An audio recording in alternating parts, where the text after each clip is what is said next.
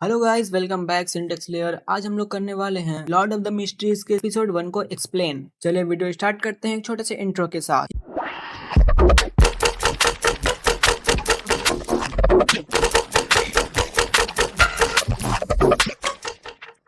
Episode के शुरुआत में हम लोगों को किसी का घर दिखाया जाता है। फिर हम लोग देखते हैं कि डैन स्मिथ एक इंसान को कुर्सी में बांध करके वो अपनी शक्तियों का यूज करके उसके सपने में झांकता है और वो देखता है कि एंटीगोनस परिवार का नोटबुक जो था यही इंसान वो मार्केट में लेके आया था और बेच रहा था। ये बंदा वही था जो क्लैन का शुरू में एपिसोड में पीछा कर रहा था। लैनेड उसके पीछे के गर्दन पास देखता है, उसमें सीक्रेट ऑर्डर का निशान बना रहता है। सीक्रेट ऑर्डर अभी के लिए समझ लेते हैं कि सीक्रेट ऑर्डर एक बुरे संगठन का ग्रुप है। पता चल जाता है कि सीक्रेट ऑर्डर भी नोटबुक ढूंढ रहा है। फिर डन बोलता है कि वो लोगों से पहले हम लोगों को नोटबुक ढूंढना होगा। फिर देखते हैं कि पीछे से एक बंदा आता है, वो बोलता है कैप्टन क्लैन के पास नोटबुक का सुराग है। हम लोगों ने पिछले एपिसोड में देख लिया था कि क्लैन को पता चल गया था कि उस घर में ही नोटबुक का कोई सुराग मिलेगा। अब वो लोग घर में पहुंचते हैं तो देखते हैं किसी औरत की लाश में कीड़े लगे हुए थे, न जाने वो कितने दिन से यहाँ सड़ रही थी। लैनेड बोलता है कि कैसा इत्तेफाक है, देखो उसने एक बच्चे को किडनैप किया था, वो भी दूसरे रूम में, और हम लोग इस रूम को देखना भूल गए थे। फिर दूसरा आदमी बोलता है कैप्टन हमें नोटबुक नहीं मिली, मरने वाला का बेटा रे बीबर वो अभी तक गायब है। लैंडन फिर रे बीबर का फोटो क्लैन को देता है और वो बोलता है ये लो तुम अपना काम शुरू करो। क्लैन वो फोटो को अपने छड़ी के नीचे रख करके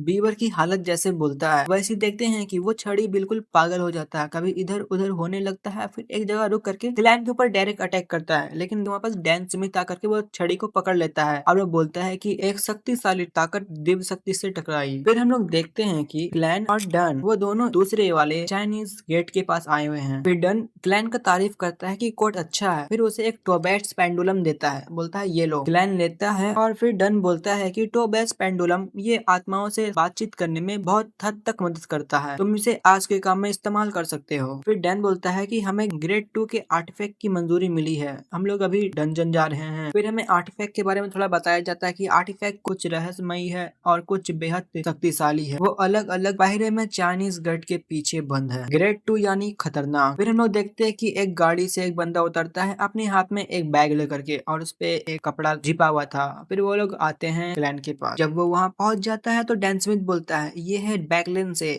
हार्शन सीक्वेंस 7 का नाइटमेयर। उसके बगल वाला का नाम रहता है बॉर्जिया। सीक्वेंस 8 का ग्रेट डिगर और सीक्वेंस 8 की स्पिरिट मीडियम से। वो क्लैन की तरफ हाथ हिला करके बोलते हैं कि हम लोग फिर से मिल गए क्लैन। और फिर पहला बंदा बोलता है कि मिशन खतरनाक होगा, ऐसे सीयर को लाना जो लड़ने के काबिल ही नहीं, क्या तुम्हें ठीक लगता है? डैन स्मिथ कुछ नहीं बोलता है, वो देखता है उस बक्से की तरफ और वो सोचता है ये है अप्रूव आर्टिफैक्ट 2089। फिर वो लोग बात करते हैं कि अगर बीबर सच में एंटीगोनस परिवार का ही वंशज है तब उनको बाहर निकाल सकती है ये आर्टिफैक्ट, क्योंकि ये आर्टिफैक्ट ही उनके परिवार के लोग ही ने बनाई थी। अगर 2049 का ऑपरेशन है तो शुरू कीजिए कैप्टन डन। फिर वो बंदा बोलता है कि जैसा मैं कर रहा हूँ सब लोग वैसा ही करो, अगर किसी को अपनी जान प्यारी नहीं है तो मत करना। फिर हम लोग देखते हैं कि अपना हाथ को ऊपर उठाता है, फिर नीचे ले जाता है, फिर ऊपर उठाता है, फिर नीचे ले जाता है। लेनर्ड भी सेम टाइप का करने लगता है। तो फिर हमारा क्लैन देख के बोलता है कि ये क्या बकवास कर रहे हैं ये लोग, आर्टिफैक्ट खोलने का ये कैसा तरीका है, ये मुझे सुरक्षित रख पाएगा? फिर क्लैन सोचता है कि पीछे से रेडियो की आवाज आ रही है, स्कूल के बच्चों के लिए नेशनल रेडियो एक्सरसाइज स्ट्रेचिंग। फिर हम लोग देखते हैं कि क्लैन भी करना शुरू कर देता है। फिर वो बंदा जाता है और डब्बे से पर्दा निकालता है। जैसे डब्बा से पर्दा हटाता है वैसे देखते हैं कि डब्बा फिर अपने आप हिलने लगता है। फिर वो डब्बा नीचे गिरता है, तब क्लैन हल्का पीछे होता है और वो बोलता है कि ये जिंदा है। फिर हम लोग देखते हैं कि डब्बे से पपेट जोकर बाहर निकलता है। क्लैन सोचता है कि क्या इतनी प्यारी सी चीज खतरनाक है? फिर वो खतरनाक सा मुंह बनाता है। फिर हम लोग देखते हैं कि क्लैन बोल रहा है कि मैं हिल नहीं पा रहा हूँ। फिर देखता हूँ कि कुछ रेड रेड लाइन क्लैन के गर्दन में बन रहा था और क्लैन सोच रहा है क्या मैं बदल रहा हूँ लकड़ी के कठपुतली में। फिर हम लोग देखते हैं कि लेनर्ड जो रहता है वो पीछे से आके हल्का सा हाथ रखता है और क्लैन ठीक हो जाता है। अब वो सोचता है कि ये क्या है। फिर देखते हैं कि गुड़िया क्लैन की तरफ ही बढ़ रही होती है, लेकिन क्लैन वहां से भाग जाता है। फिर भी गुड़िया क्लैन के पीछे रहती है और एक लड़की वहाँ पे जो लड़की रहती है वो बोलती है लगता है छोटू को तुम काफी पसंद आ गए हो। फिर हमें पता चलता है कि ये सबसे नजदीकी इंसान पर सबसे पहले काम करता है, क्योंकि क्लैन के पास एंटीगोनस परिवार का नोटबुक था और वो थोड़ा करीब था इसलिए। फिर डैन बोलता है कि डरो मत, ये तुम्हें जिंदा जरूर लग सकता है लेकिन ये जिंदा नहीं है, ये तुम्हें डरा करके वहां से भागने में कामयाब होगा तो इस नतीजे बहुत खतरनाक होंगे और फिर भी नहीं माना जाएगा कि कत्ले आम करने वाला राक्षस वो है। फिर देखते कि कैप्टन भी उसके कठपुतली वाले जादू में फंस रहा था। फिर आदमी बोलता है कि यही उसकी खासियत है, वो अपने 5 मीटर के दायरे में किसी एक इंसान या 2 इंसान को कठपुतली में बदल सकता है और इससे बचने में सिर्फ थप्पड़ ही काम आता है। ये एक्सरसाइज इंसान को पहचानने में मदद करता है। क्लैन सवाल पूछता है कि ये सबको एक साथ में कंट्रोल नहीं कर सकता है। फिर वो बोलता है नहीं, ऐसा मुमकिन नहीं है। फिर हम लोग देखते हैं कि एक कपड़ा उसके सामने गिरा दिया जाता है, तब जोकर का फेस बदल जाता है। फिर वो बीबर के कोट की तरफ आकर्षित होता है। फिर एक आदमी आके डब्बा से बंद कर लेता है और वो बोलता है कि 2049 बहुत आक्रामक हो रहा है और इससे पता चलता है कि एंटीगोनस परिवार का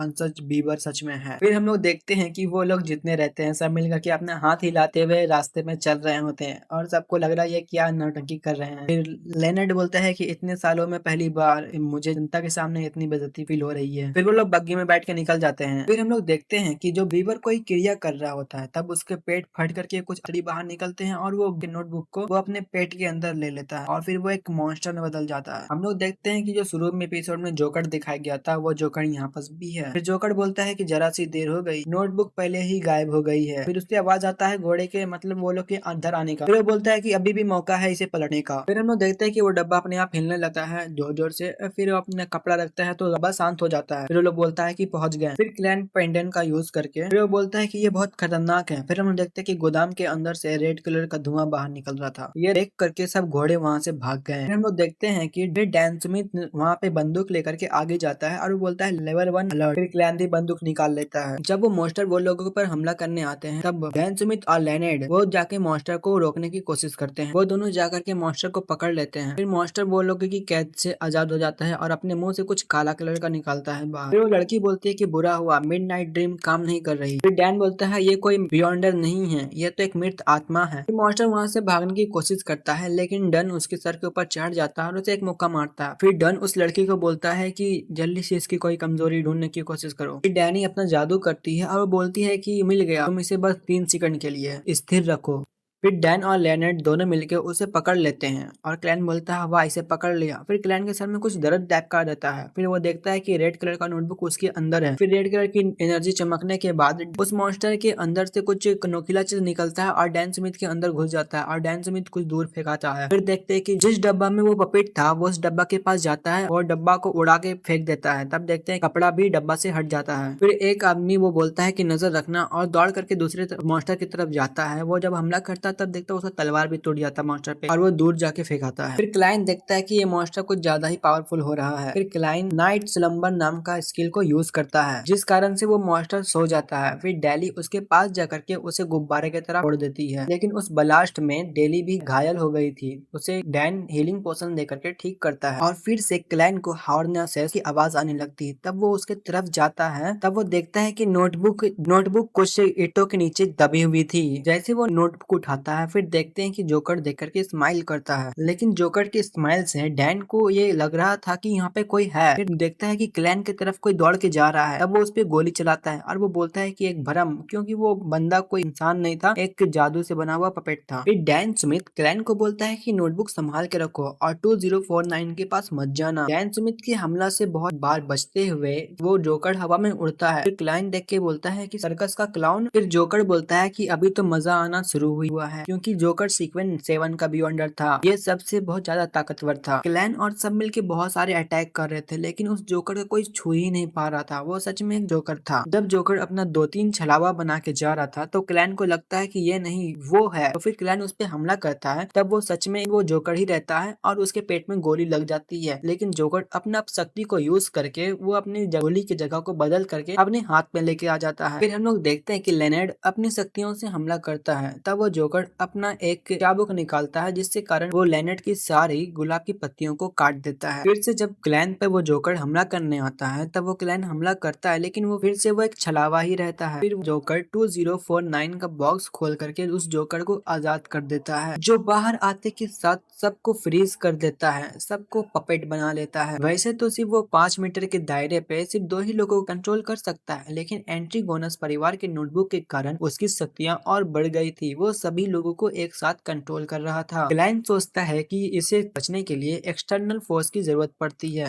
तब क्लैन कुछ अपने मंत्र पढ़ के वो ग्रे फॉग वाली दुनिया में रिटर्न हो जाता है, जिसके कारण वो पपेट के कंट्रोल से बाहर आ गया था। क्लैन फिर असली दुनिया में जाता है और वो ऐसा नाटक करता है कि वो अभी तक पपेट के काबू में ही है। फिर वो जोकर क्लैन के पास आके बोलता है कि वो नोटबुक मुझे दे दो, मैं तुम्हें बदले में आजाद कर दूंगा। क्लैन को छोड़ के बाकी सब लोग बेहोश हो गए थे, लेकिन हम लोग देखते हैं कि लेनर्ड अपने शैडो की वजह से फिर से होश में आ गया था और हमें पता चलता है कि जो जोकर है वो अभी सीयर पाथवे का ही बियॉन्डर है, जबकि क्लैन सीक्वेंस 9 पे है और जोकर सीक्वेंस 7 पर है। फिर वो बोलता है कि मैं तुम्हें सीक्वेंस 8 पे जाने का रास्ता बता सकता हूँ। फिर वो क्लैन को सीक्वेंस 7 पे जाने का रास्ता बताता है, जो कि है क्लाउन। क्लैन होश में आकर के वो जोकर पे हमला करने लगता है। जोकर गलती से पपेट के रेंज में चल जाता है और वो भी फ्रीज होने लगता है। फिर क्लैन जल्दी से जोकर को गोली मार देता है और मरने से पहले जोकर बोलता है हॉर्नेसेस, लेकिन जिसका मतलब क्लैन को भी नहीं मालूम था। फिर देखते हैं कि क्लैन पपेट का बॉक्स को बंद कर देता है और फिर सब नॉर्मल हो जाता है। फिर लेनर्ड क्लैन की तारीफ करता है कि तुम तो मेरी तरह स्पेशल हो। फिर क्लैन बोलता है फिर से इसका बकवास शुरू हो गया। फिर हम लोग देखते हैं कि एंटीगोनस नोटबुक को चाइनीज गेट के अंदर बंद कर दिया गया है। फिर डन बोलता है कि आज तुमने बहुत अच्छा काम किया। फिर क्लैन और डन जब जा रहे थे तब क्लैन जोकर की बॉडी देखता है और वो देख के थोड़ा घबरा जाता है। फिर डन उसके पास आके बोलता है कि तुमने बहुत अच्छा काम किया, अगर तुम इसे नहीं मारते तो वो न जाने कितने लोगों की जान लेता। फिर क्लैन डन को बताता है मुझे पता है कि इस अगले सीक्वेंस का नाम क्या है, जो कि है क्लाउन। फिर अगले सीन में दिखाया जाता है कि हार्सन बैकलैंड जाने लगता है। वो भी क्लैन की तारीफ करता है कि वो सीक्वेंस 9 पर होने पर भी सीक्वेंस 7 के बंदे को अच्छे से हरा दिया, और वो बोलता है कि आज से पहले मैंने तुमसे अच्छा सीयर नहीं देखा। जब वो लोग वहाँ से चले गए थे फिर डन बोलता है जाओ क्लैन, तुम भी घर में जाके थोड़ा आराम करो। फिर क्लैन को ऐसा एहसास होता है कि उसका पोषण डाइजेस्ट हो गया है, क्योंकि नॉर्मल पोषण को डाइजेस्ट होने में 1-2 साल लगते हैं। और क्लैन के मन में चल रहा था कि ये हॉर्नेसेस और फ्लिगर का मतलब क्या है। तब वो अपने यूनिवर्सिटी में एक हिस्ट्री टीचर के पास जाता है जिसका नाम एजिक है। एजिक भी बोलता है कि मुझे इस हॉर्नेसेस और फ्लिगर सब का मतलब नहीं मालूम है, और एजिक क्लैन को बोलता है कि थोड़ा संभल के रहो। फिर क्लैन वहाँ से चल जाता है। फिर हम लोग को दिखाया जाता है कि एजिक कोई नॉर्मल टीचर नहीं है। एजिक के शैडो से एक स्केलेटन बाहर निकल के आता है और एपिसोड यहीं पे खत्म हो जाता है। देखो मुझे ऐसा लगता है कि जैसे कि अभी एनिमे में 3 एपिसोड हम लोग आ गए हैं और ये बहुत फास्ट हो रहा है, लेकिन इसमें हमारी गलती नहीं है, क्योंकि एनिमे बना रहे थे उनको डेडलाइन दिया गया था कि जोकर के फाइट को 3 एपिसोड तक ही कंप्लीट करना था, वरना सब एनिमे को बोरिंग समझ करके छोड़ देंगे बीच में ही। आप भी बिल्कुल मेरे वीडियो को लाइन से देखते रहना। आप भी मेरा कोई बोरिंग पार्ट लगा तो उसको स्किप मत करना, उसे भी सुनना, क्योंकि उसमें भी कुछ ना कुछ इन्फॉर्मेशन रहता है। तब तक हम मिलते हैं अगले वीडियो में, तब तक के लिए सायोनारा, बाय बाय।